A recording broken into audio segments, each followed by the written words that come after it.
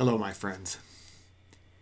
We just completed a 2-day online retreat in which all the participants were given the completely open and available opportunity to see that there is no self, to directly experience the undeniable fact that there is simply life, but no central self or me that owns or runs it. Simply life happening to no one.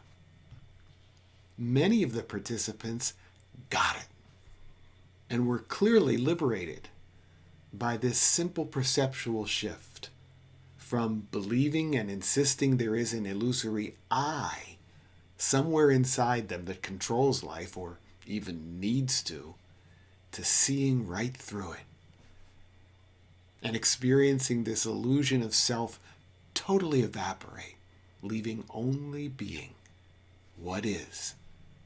Life, living itself perfectly. As expected, these non-selves joyously reported immense freedom, as if a massive weight had been lifted, leaving only a boundless, immeasurable freedom.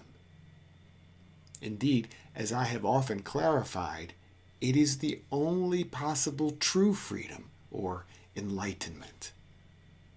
Without a self, judging, evaluating, resisting, and constantly trying to change what is, to manipulate or enlighten life, there is only life, what is. Pure isness and perfection. But if an illusory self seems still present, freedom is impossible. Suffering is inevitable, and all this illusory self can do is continually, hopelessly try to change what is, to improve or massage its personal life experience, to somehow ensure this life that it thinks it owns and controls experiences maximum pleasure and minimum pain. A tail-chasing activity, indeed. And yet, we've been indoctrinated since hearing our name and being told we must fulfill our personal life, that this simple body-mind organism contains a self. And because the agreement field is 8 billion other selves strong, none of us ever dare or even think to ask the big question: is there actually a central personal self? Let alone go looking, really looking to see if it's there.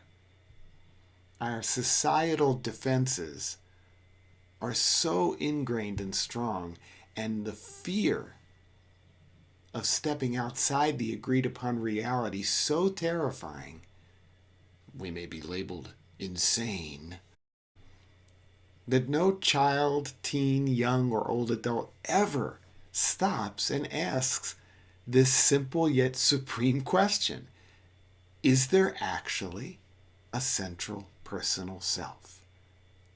Of course, if you do, and go looking, deeply searching and inquiring for this inner self, this supposed I, it literally cannot be found. Things that are real have clear shape and boundaries to them, like the desk you're sitting at, the cup you're holding in your hand, the tree outside your window. Self cannot be isolated. It has no clear boundaries or location. Clearly, it's just a thought, a concept, not a reality. There's only life flowing. Your body-mind machine or organism is part of that flow of life, just like the apparent emergence of planets, trees, birds, and rivers. and neurological functions, but there's no self in there. That's just a thought that was confirmed and encouraged to believe by all others who kept repeating this I thought. So you kept believing there was a real I, not just a repeated I thought, and kept assuming its supposed continuity, which eventually formed a story I. Now, your I appears to have its own very real, unbroken story and history. It seems impossible to release that belief and investment in this invisible I unless you look, inquire, question, really check to see in every thought and action whether or not there is a real self present in it, owning it, controlling it. We questioned it rigorously and ruthlessly for 48 hours. For many, this false I simply evaporated. Many others reported it truly breaking up, yet perhaps not completely gone. Others said they really got it intellectually, but intellectual clarity about no self is not enough. The incessant I thought and personal story will invariably default back to the firm belief that this is all happening to a central self. Freedom will seem to contract and get limited again, and misery, along with futile attempts at control, will resume. Some unexpected shift must seem to happen beyond mental clarity, and it can, and does. Beyond mind in true, pure seeing or apperception. A sudden loss of the I sense can occur. It's as if awakening from a dream. Everything seems so real, unquestionably real, in your night dream last night. Your dream you may have been conversing with a departed one, driving a dream car in a strange dream city, or sitting and learning at the feet of some wise sage. You may have even flapped your arms and flown through the air. Then you awakened, and none of it was actual anymore. Beyond any mental clarity that those things were never real, there is a clear, indisputable certainty and apperception that that world was just a fiction, a phantom, an hallucination. That dream world can never be considered real again, no matter how much you think it was, no matter how much your most trusted friend insists it was. From the moment of awakening, at least until you go to sleep again, that so-called reality is decisively gone, dissolved. That is the difference between understanding there couldn't be a real self and irrevocably losing the illusion of a self. One common example of this is the Santa Claus story. Millions of children firmly believe in this jolly, plump, red-cheeked person who lands his reindeer-driven sleigh filled with goodies on their roof, clambers down their chimney, and tucks all these presents under their family tree. And even when someone they really trust, an adult or even some of their young peers, inform them there is no Santa, Santa is just an illusion, a myth, they may begin to question intellectually if maybe They're right, and he's not real, it's just a pleasant tale. Yet some hope and illusion retains its firm hold. But if just one Christmas the child hides at the top of the stairs and sees their parents wrapping and setting the gifts under the tree, and no Santa ever climbing down the chimney, the illusion is totally and permanently shattered. They can never unsee what they've seen and never again be fooled by a belief in that which simply does not exist. The jig is up. The lie is over. The self is our Santa. Since Santa never actually existed, what was Santa in that child's experience and existence? A thought, a concept only, never a reality.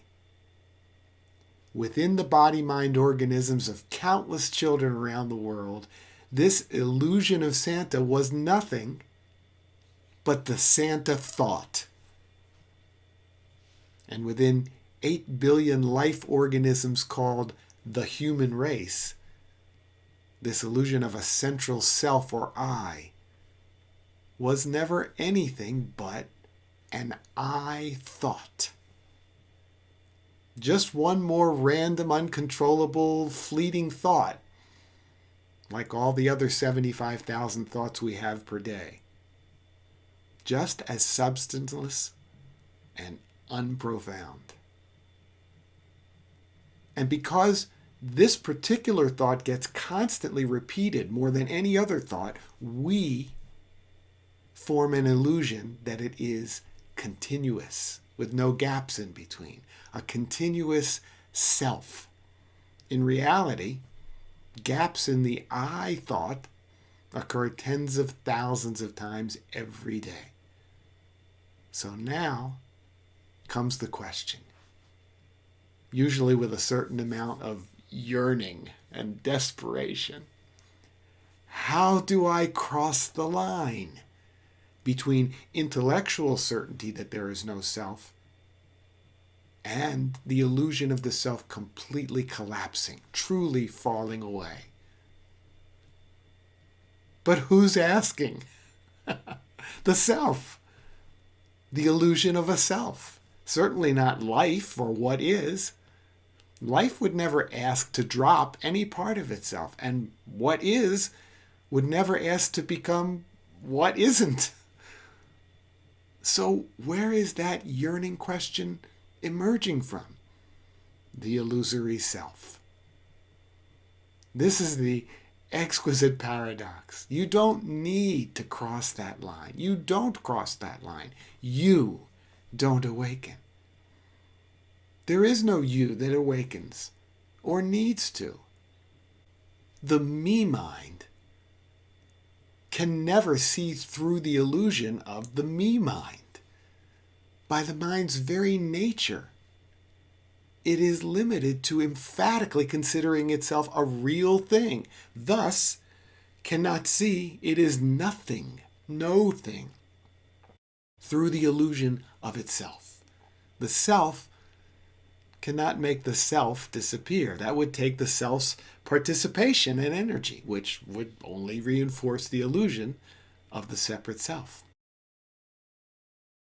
And yet, just like Santa Claus, this very foundation of a false reality can seem to disintegrate, giving way stunningly and unexpectedly, like the very ground underneath your feet.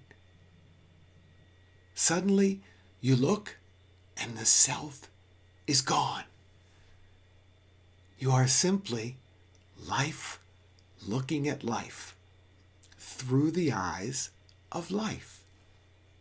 Life flowing on as all of life, totally devoid of any you in the equation.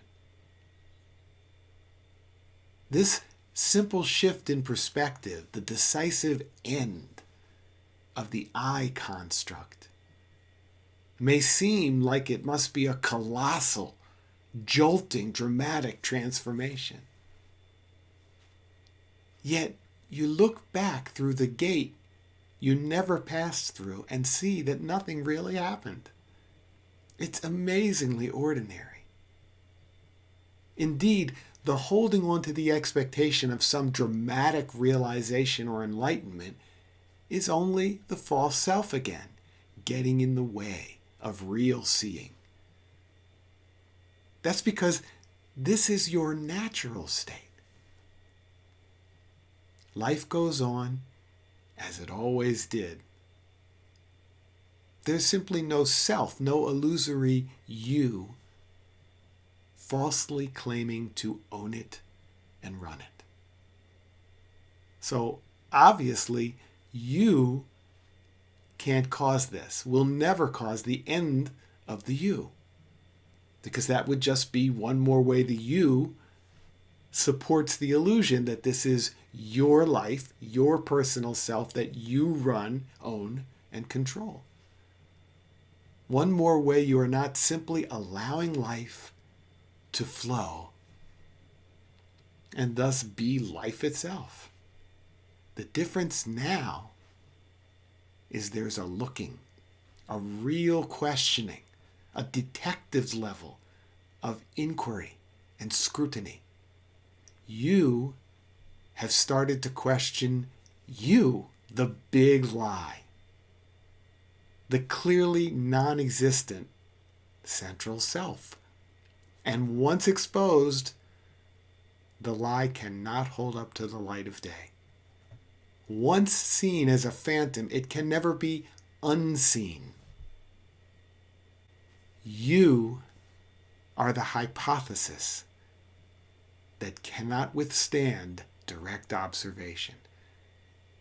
As such, the moment this looking begins, true looking, you will begin to disintegrate. It's inevitable. If not an immediate wow, then definitely an imminent recognition and freedom. No personal effort needed. Once you experience pure seeing without past mind, concepts, beliefs, a quick spreading fire is lit. You become attracted, enamored with this new way of seeing without a self.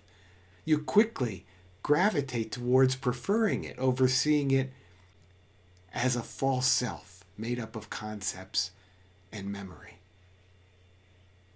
You eventually prefer it so much that it's the only way you can see, and you don't mind the absence of the self. Remember, you're simply seeing what you really are, just life. And deep down, life already knows this. So it's really a remembrance, not a new wisdom or experience you need to acquire. Replay this many times. Listen again and continue to inquire unwaveringly if there really is any self listening to it, getting it, or needing to do anything with it. Nothing will happen. Nothing needs to happen.